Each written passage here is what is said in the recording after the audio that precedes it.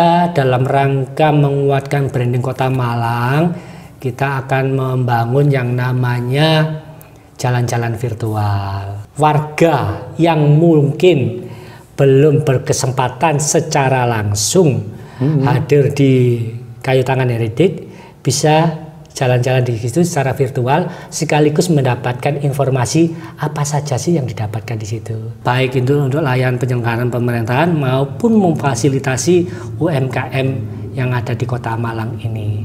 Teknologi selama dikelola dengan baik, dimanfaatkan dengan baik, seiring dengan makin kuatnya literasi digital, maka ini akan bergerak linear dengan pertumbuhan ekonomi itu sendiri. Agar tagline Malang dalam satu genggaman itu juga bisa terjemahkan.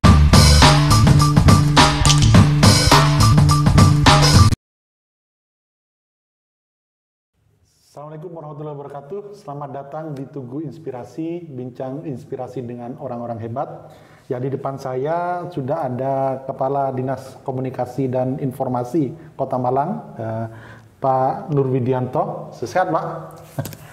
Alhamdulillah, sehat Mas Torik. Mas Torik juga kaparingan sehat selalu. Amin, amin, siap. Ya, ini beliau, kenapa kita sebut orang hebat, termasuk orang hebat, karena beliau baru menjabat Kepala Dinas Kominfo itu sekitar 6 bulan lalu, Pak, ya. 6 bulan sampai 7 bulan yang lalu, Pak, ya. Nah, tapi dan mampu mengantarkan Pemkot Malang meraih Anugerah Media Humas tahun 2021. Nah, itu terbaik 1 nasional kategori website pemerintah kabupaten kota. Nah, ini bisa dijelaskan dulu, Pak Wid. Ini penghargaan ini kan diselenggarakan oleh Kementerian Kominfo. Nah, ini sebergengsi apa sih penghargaan ini? Apalagi ini juara 1 gitu, Pak Wid. Ya, makasih Mas Torik. Yang pertama tentu saya bukan orang hebat, Mas. Yang hebat itu adalah teman-teman keluarga kami di Dinas Kominfo Kota Malang. Tentu yang hebat berikutnya adalah kolega-kolega kami di pemerintah Kota Malang. Dan tentu yang hebat adalah masyarakat Kota Malang. Karena kata hebat ini tidak akan terbangun, tidak akan terwujud apabila tidak ada kekuatan yang saling mengisi. Pasti seperti itu. Dan penghargaan ini tentu patut kami syukuri. Karena ini adalah bentuk apresiasi dari pusat yang diselenggarakan secara langsung oleh pemerintah pusat, dalam hal ini oleh Kementerian Kominfo berkolaborasi dengan pengurus Baku Humas pusat. Seperti itu, Mas.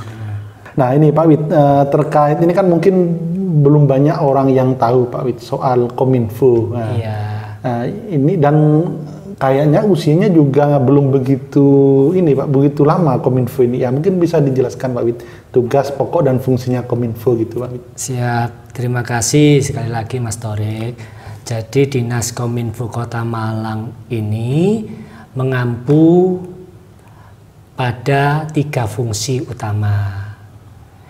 Yang pertama berkaitan dengan tugas fungsi terkait dengan pengembangan aplikasi teknologi informasi dan komunikasi.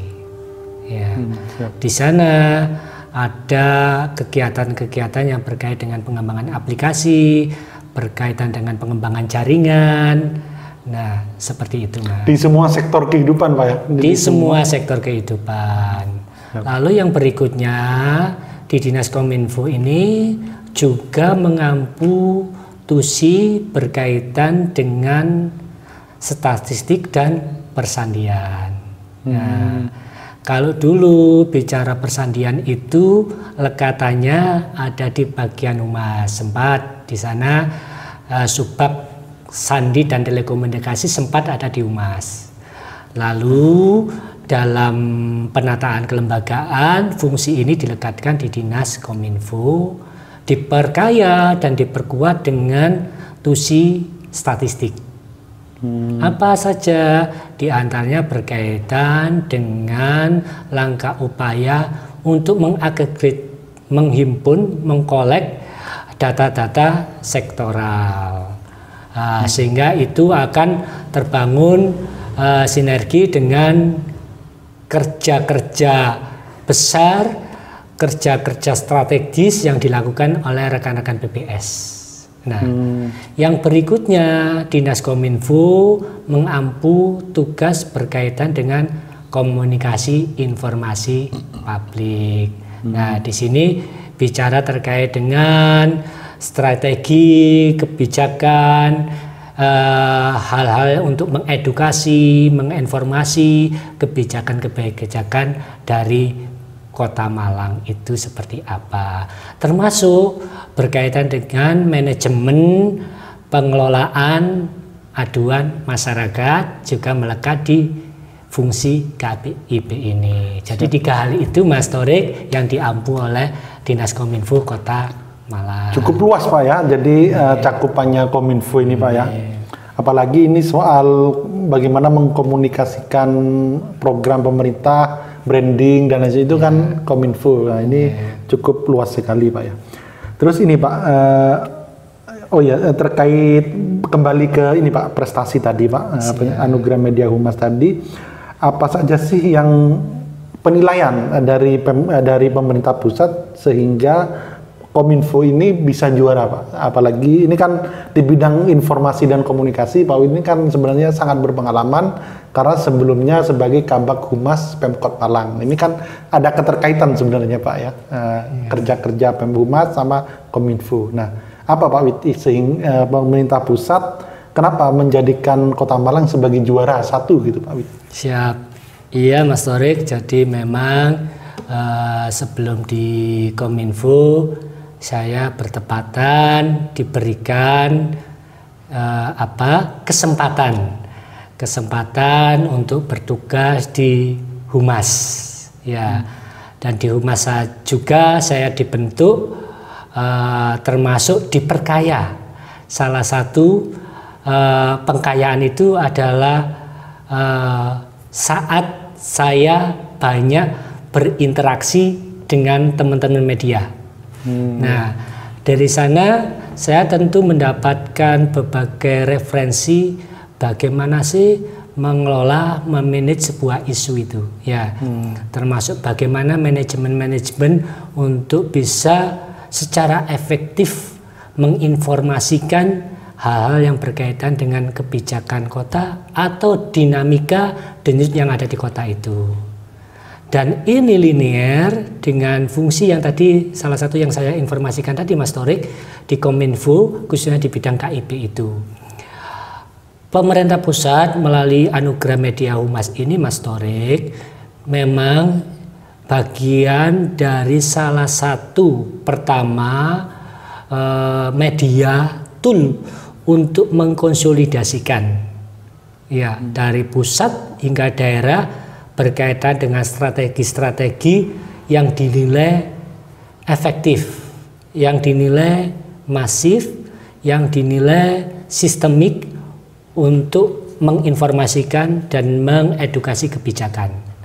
Nah, poin penting khususnya berkaitan dengan Anugerah Media Humas di tahun 2021 ini Mas Torik, memang isu sentralnya adalah berkaitan dengan masa-masa pandemi COVID ini. Kalau bicara terkait dengan pengelolaan web, saya yakin semua kota kabupaten sudah melakukan itu.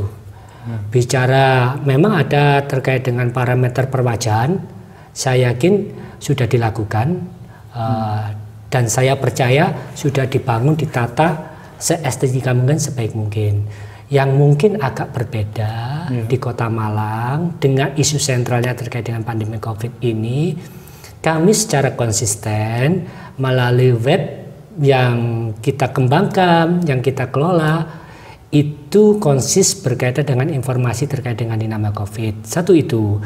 Yang kedua, yang juga menjadi andalan adalah bicara terkait dengan langkah upaya untuk memberikan wadah langkah upaya untuk merangkul sektor-sektor UMKM. Nah, kita ada istilahnya ini kalau di media redaksional khusus ya, itu secara rutin yang namanya UMKM of the Week. Nah itu wadah itu selalu kita naikkan di web. Kenapa? Ini juga tidak lepas dari 3 kebijakan selama pandemi COVID yang ditekankan oleh Bapak Wali Kota. 3 hal yang selalu dititipkan kepada perangkat daerah. Satu apa? Bicara terkait dengan pengendalian COVID itu sendiri. 3T-nya. Melalui perannya masing-masing. Kalau di kami apa? Ya menginformasikan dinamika yang ada itu loh. Pergerakan fluktuasinya kayak apa, data seperti itu kita informasikan, masyarakat menjadi semakin aware dan sebagainya. Lalu yang bicara yang kedua terkait dengan langkah upaya pemulihan ekonomi. Recovery. Kami masuk ke situ, kami hadir di situ Mas, melalui tadi yang saya sampaikan itu. Nah ini nampaknya menjadi salah satu perhatian tersendiri. Jadi Pak ya, yang dilihat apa itu pemerintah pusat, kalau saya menyebutkan itu bagaimana Kominfo ini punya misi dan visi, punya misi lah kira-kira seperti itu Pak ya. Tidak hanya semua berita dinaikkan, dan mungkin misinya itu sama dengan wali kota yang di Instagramnya itu Pak, yang soal UMKM itu Pak ya. Siap. Ya. Ya, Mas. Oke, menarik sekali Pak Wid. Nah, di posisi saat ini apa peran Kominfo ke depan untuk memasifkan lagi informasi dan sosialisasi Pemkot Malang terhadap masyarakat? Ya, perannya gimana Pak Wid? Iya. Jadi bicara terkait dengan membangun literasi, ya membangun keterbukaan informasi. Ini kan memang amanat terkait dengan undang-undang penyelenggaraan pemerintahan di daerah. Itu. Jadi transparansi, partisipasi, akuntabilitas itu menjadi prinsip dasar dari penyelenggaraan pemerintah. Maka kami dituntut untuk mampu menerjemahkan itu melalui peran kami Mas Torik. Salah satunya kalau di lelang kinerja, maka kami diamanatkan untuk mampu melandingkan Mas, mampu menerjemahkan berkaitan dengan sistem penyelenggaraan pemerintah berbasis elektronik. Nah, dari situ akan muncul langkah-langkah kebijakan, termasuk diantaranya tadi yang ditanyakan Mas Torik, bicara untuk makin memasifkan ya informasi kepada publik itu. Lah, itu kita terjemahkan. Salah satunya apa? Maka kalau sekarang ini tidak masyarakat itu tidak bisa jauh dari yang namanya teknologi informasi dan komunikasi TIK. Siap. Ini kaitannya dengan Smart City Pak ya? Gimana Pak kaitannya dengan Smart City dan peran Kominfo gimana Pak? Ya, itu tadi. Karena lelang kinerja kita adalah SPBE, SPBE ini bagian pilar utama dari penyelenggaraan atau amanat untuk membangun Smart City. Maka langkah kita yang kita lakukan diantaranya adalah menjadikan TIK ini menjadi salah satu tool untuk makin memudahkan masyarakat menerima ragam layanan yang diberikan oleh pemerintah kota. Makanya Mas Torik, kalau dicermati sekarang kan kita lagi juga getol-getol mengembangkan aplikasi-aplikasi yang harapannya bisa dimanfaatkan secara maksimal oleh masyarakat. Kita pernah meluncurkan yang namanya aplikasi Redivet itu, layanan berkaitan dengan kemudahan masyarakat yang memiliki hewan peliharaan untuk bisa diperiksa ya oleh dokter hewan. Terdaftar di situ, dirujukkan di situ, bisa konsultasi langsung di situ. Lalu kita juga telah mengembangkan yang terbaru ini berkaitan dengan aplikasi job fair. Nah, itu juga memberikan layanan kemudahan bagi pencari kerja langsung berinteraksi, bahkan bisa memilih secara langsung kepada perusahaan, kelembagaan yang ingin dituju di sana. Bahkan di sana juga kemarin sudah kita sosialisasikan, perusahaan juga langsung bisa menggrab, memilih berdasarkan spesifikasi, kualifikasi yang ada, berinteraksi secara langsung dengan pencari kerja. Lalu di Indonesia kemarin juga kita kembangkan layanan antrian itu. Banyak yang terus kita kembangkan, Mas, termasuk ini lagi berproses kita dalam rangka menguatkan branding Kota Malang. Kita akan membangun yang namanya jalan-jalan virtual, kayak gitu. Jalan-jalan virtual gimana itu, Pak? Menarik ya, Pak. Nanti ada beberapa sudut, seperti karena kemarin kita juga barusan dipercaya menjadi tuan rumah untuk FGD Smart City bidang pariwisata, dengan lokusnya yang ditetapkan oleh pusat itu kan destinasi wisata nasional, diantaranya kan BTS, Bromo Tengger Semeru. Lah harapannya Malang Raya ini menjadi backbone-nya. Nah, begitu penyangga BTS, maka kita harus menyiapkan titik-titik yang akan bisa menjadi titik sebelum bergerak ke Bromo Tengger Semeru. Di antaranya adalah Kayu Tangan Heritage. Lah, kita ingin warga yang mungkin belum berkesempatan secara langsung hadir di Kayu Tangan Heritage bisa jalan-jalan di situ secara virtual, sekaligus mendapatkan informasi apa saja sih yang didapatkan di situ. Itu yang sekarang lagi proses coba kita kembangkan, Mas. Tapi tentu ini sekali lagi bukan kerja kami semata.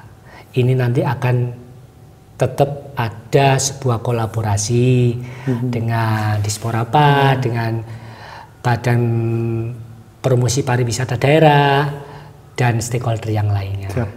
Nah, ini jalan-jalan online, Pak, ya. Nah, itu kapan kira-kira selesai, Pak? Dan mungkin anggarannya berapa gitu, Pak?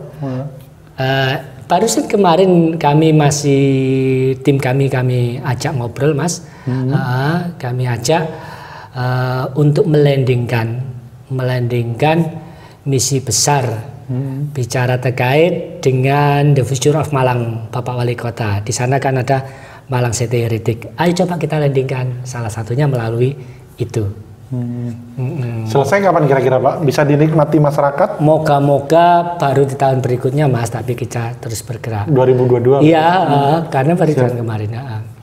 Siap. Nah, ini menarik, Pak, ya. Jadi nantinya mungkin secara kasat mata ini, Pak, orang bisa menikmati Kayu Tangan Heritage dari handphonenya atau dari sebuah ruangan yang disiapkan Kominfo atau gimana, Pak?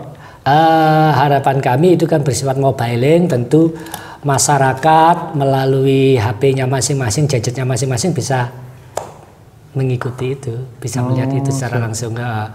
Nggak harus menuju sebuah titik tertentu. Nah, ini lebih pada memudahkan agar tagline Malang dalam satu genggaman itu juga bisa terjemahkan dengan baik. Siap.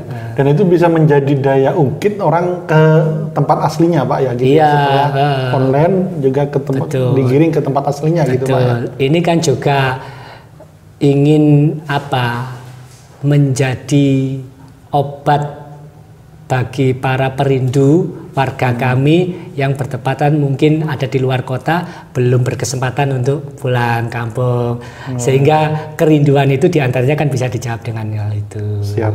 Apalagi ini, Pak, ya, katanya Kota Malang itu kota 1001 kenangan, Pak, ya. Iya, benar, Mas Torik. Ya.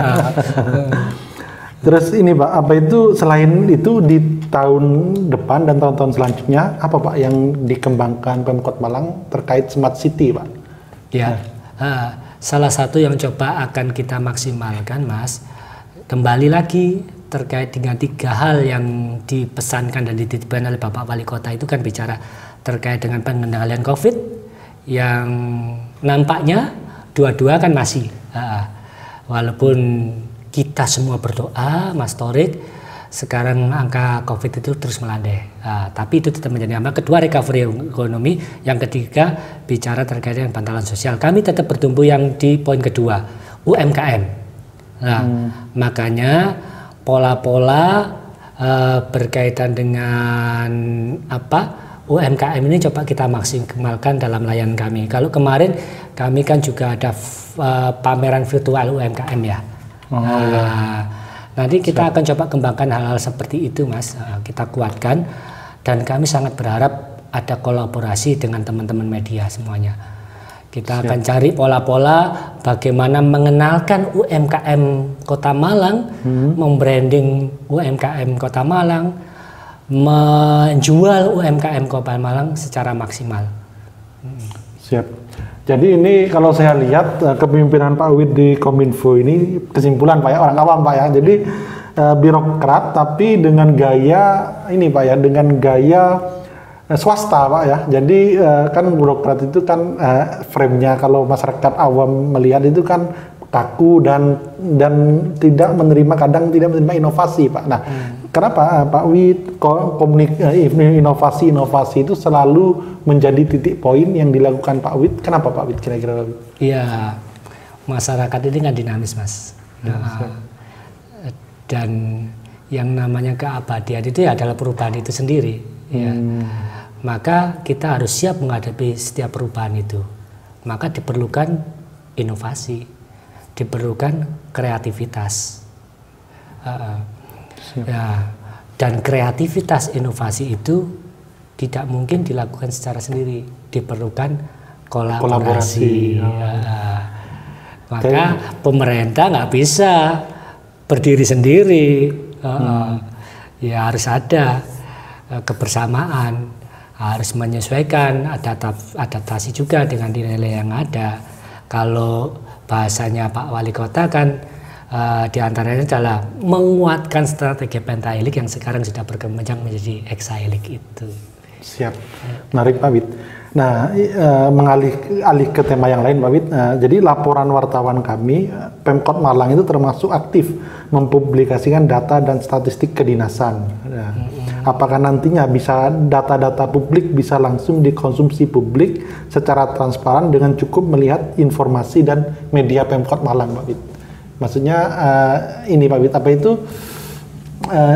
Data-data di berbagai dinas itu mungkin nanti dengan mudah bisa dilihat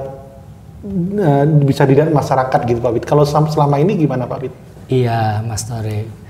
Jadi kalau kita lihat ya Mas ya, jadi pengguna internet atau pengguna sosial media di Indonesia ini kan luar biasa ya Mas ya. Luar biasa banget. Layanan WiFi sudah masuk di semua ruang, di semua wilayah. Dan kalau itu tidak dikelola dengan baik, tidak dimanage dengan baik, tentu akan menjadi permasalahan tersendiri. Tumbuh kembangnya hoax, ya, lalu disinformasi, diantaranya karena belum adanya pasokan informasi yang tentu itu basisnya adalah data. Ya. Maka bicara terkait dengan keterbukaan data, tentu ada